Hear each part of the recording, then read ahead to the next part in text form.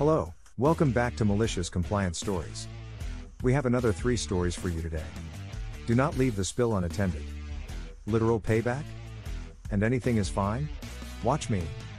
But before we begin, don't forget to subscribe to our channel if you're new here and turn on notifications so you don't miss a new video every single day. Alright, let's get started. Our first story. Do not leave the spill unattended. I have a story of malicious compliance from many years ago, when I was a teenager, 1 year into my retail job, where I did recovery, basically tidying your allocated department so it was neat and presentable for the following day. There was a rule that if you found a spillage on the floor, you had to have one person stay and guard the spill so no customer would come along and slip in it, and one person go and get the cleaning supplies cart to clean it up, or if that wasn't in its place and you couldn't find it, then at least one of those yellow caution, slippery floor signs to put there. On the day of this malicious compliance, I was working in the household cleaning section, which was right in the back corner of the store. About halfway into my 3-hour shift, I walked into an aisle and discovered a bottle of dishwashing liquid had been knocked off the shelf and had pretty much exploded, leaving a pale yellow sheen of liquid that covered almost the whole middle of the aisle. I thought about the rule for a moment, and then realized that because of where my department was, I would be waiting a very long time for another staff member to even realize there was a spill, let alone help, and that it was unlikely customers would go down that aisle in the next few minutes anyway. So, I walked out of the aisle and went to go find the cleaning supplies, but I only got a few meters away from the spill when I bumped into the store manager, who we'll call Ray. We had the following conversation, paraphrased a bit since this was from around 20 years ago. Ray, how are you doing with your department? Me, good, but there's a spill in the dishwashing aisle, so I'm just going to get the cleaning cart. Ray, who's keeping watch over it? Me, no one, the other staff don't really come up here, so I was going to quickly go and. No, you do not leave spills unattended. What if a customer comes along and trips on it? Go back and stay there and make sure any customers who go down that aisle are aware of it. Me, okay.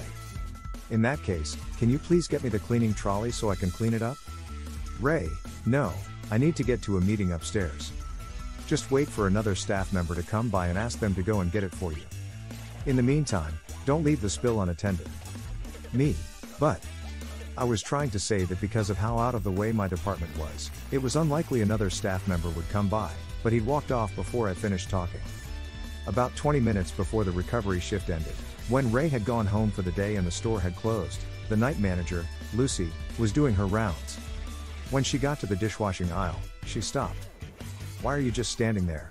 You haven't finished more than half of your department. Me, there's a spill. Lucy, well, why didn't you clean it up? Me, I tried, but Ray told me off. I explained to her what had happened, and she rolled her eyes and told me to go and get the cleaning cart, so she could clean it up after she let all the recovery staff go home. After that, they brought in a rule where if you had a spill and there was no staff around, you were allowed to leave either a shopping basket over it or create a makeshift barrier around it with stock so that you could go and get the cleaning supplies yourself. TLDR, I noticed a spill in my department, tried to get supplies to clean it up, but got told off by the manager for leaving the spill unattended and was supposed to wait for another staff member to help me. The problem was, this other staff member never arrived, so I just stood there not cleaning up the spill or doing what I was supposed to be doing. Our next story. Literal payback? A lifetime ago, I spent my junior year of college abroad in Germany. Dorms there are very different compared to American ones. Some are apartment style, and you can have roommates who are a different gender than you. There's even often a bar located somewhere within your dorm facility that would be operated by students, perhaps once a week, and thus I attended bar a band with enthusiasm. The alcohol always increased my fluency, and drinks were so much less expensive than at a regular bar. What can I say? I like to embrace the local culture. My year in Germany was the best of my life. It was an amazing adventure, and I'm very thankful for my time there. The only negative experience I had that year, the snake in the garden, so to speak, involved one of my roommates. Throughout the year, she made sure I knew how unwelcome I was. Things did not get better with her being rude to me throughout the year. During my last month, she told me several times that I owed money for the phone, and I needed to pay it before I left. Each time, I assured her I would pay, just as I had paid on time all year. As I was in my final few days of packing up my life in Germany, I understandably had a lot of loose ends to tie up. I had to make the final decision about what to do with everything I'd accumulated in my room. At least at the time, cash was still very commonly used in Germany. Much of your cash is actually coins. So, it gets heavy carrying around a massive number of coins. I just put my 1 and 2 penny pieces into a jar, since that helped to lighten my load. Fast forward to my last day in Germany. I'm going through my wallet and looking at the most recent reminder note my roommate had given about the phone bill. Then, I spied my large-ass jar of German 1 and 2 cent pieces. I imagine you can see where this is going. Zwei Fliegen mit einer Klappe schlagen. I impressively had enough coins to cover the full amount needed and also literally covered the countertops and kitchen table with the money. It's honestly the most thought out, shittiest thing I think I've ever done. I normally retreat from any conflict, and luckily met a ton of great people with whom I shared my time that year and was rarely in the apartment except to sleep. I was alone in the apartment making my very last cleanup there and wanted her to know I had provided the amount in full. I wrote out a note, saying, as promised, here is my portion of the phone bill. I trust you will find every penny. And our last story. Anything is fine? Watch me. So, during high school, I worked at a part-time job at a grocery store that sounded similar to Jingles. We had a lot of cashiers quit and desperately needed more cashiers. At the time, I was making $10.50 an hour. Our general manager made a promotion where any cashiers hired got paid $11.25 an hour. So, I went to talk to my boss and asked if I could get that raise. He said no, it is only for new hires.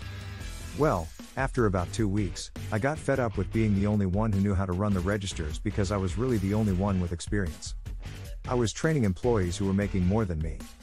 I asked again to be on the same level as the people I was training. I realized that the promotion ended in about a month, so I talked with my parents about my plan. I waited until I knew that he was going to struggle because of people already asking him off. I went into my shift, and I told my manager I quit. Here is my time card, here are the keys, I helped close it once or twice, and here is my vest. He said, whoa, wait, let's talk about this. I said no and walked straight out. I enjoyed the weekend off and hung out with friends more often than I normally did. I didn't work at all that week, and on Friday, a week and a day later, I went on the website and applied again. I was called in for an interview with my former manager. He seemed relieved and arrogant that I was coming back, but at the end of the interview I asked, since I am a new hire, I get the new hire bonus pay right? And also, Janice, the only other lady who I liked, gave me her referral code, so I get that as well, right? I could tell he was very unhappy, but I did end up getting both. I missed 3 days of work but ended up making more from the referral bonus, $250, and got myself a 75-cent raise. Someone gave me a gold medal anonymously, and I just wanted to say thank you. Thank you to all of those who commented and gave me positive feedback. I did not expect this to blow up and receive awards. I love you guys. Well, that's all for this video. Thank you for tuning in, and I'll see you all in the next one.